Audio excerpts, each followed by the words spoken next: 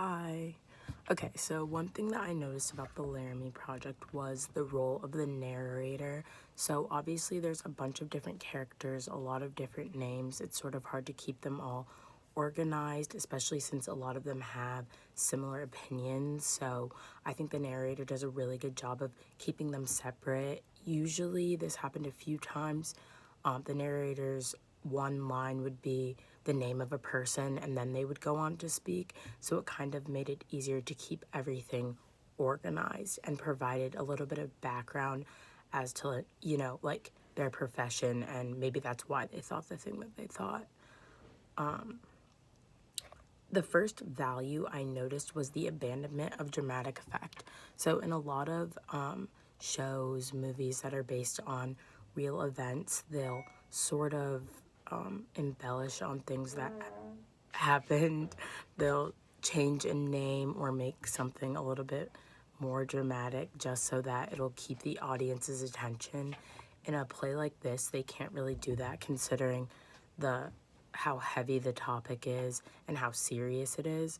So I think it's really nice that they kept everything respectful and they didn't really embellish on anything. Another value represented is morality.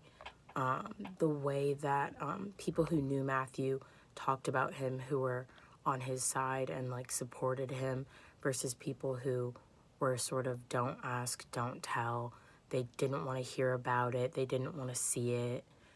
The derogatory terms used to describe gay people by the town and some of the things that they said, it just seemed that even though they were saying, oh, it's such like a small town, it's such a community, how morally corrupt it was. One thing that I looked up was the location of Laramie as well as Matthew and his family, just because I kind of had one idea of who they were as people and what the town would be like in my head. And I wanted to see if that kind of matched up with the reality of the situation. And as for the family, it kind of just put things in perspective as to how normal they looked. They could be just like any old family that you see walking around campus or any small town in America, really. Same with Laramie. It was just kind of, main road, small town, Midwest sort of vibe. And I think it kind of makes his whole story a lot more tragic just because it shows that something like that could easily happen to anyone. I think Laramie as a town is a huge character in the book and beyond. And though it was the late 90s and a lot of people weren't as open about sexuality, it's obvious that even the people who didn't care as much weren't exactly accepting. In a lot of ways, the location is responsible for his death because had he been in, a different city, maybe Fort Collins, which was mentioned in the play as one of the places where one of the gay bars was, had he like grown up there, maybe it wouldn't have happened.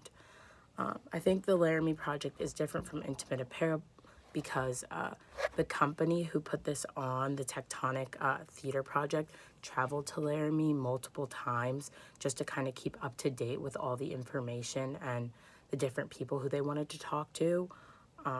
Since they did it over that period of time, like the opinions could have been changing as new information came out. The number of interviews they did, again, kind of just plays into how real it was and how they wanted to get as many different perspectives as possible. And then in Intimate Apparel, it just focused on Esther, whereas in the Laramie Project, we get a bunch of different point of views.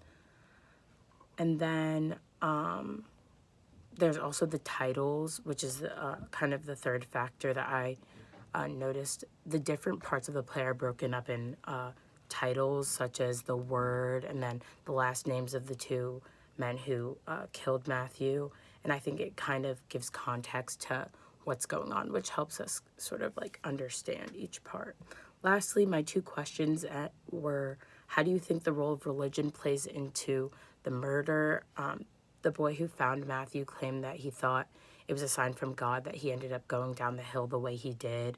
And the doctor who was working on both Aaron, or not Aaron, the doctor who's working on Matthew and one of his perpetrators said that Maybe that's how God felt when he was looking down at all of his children.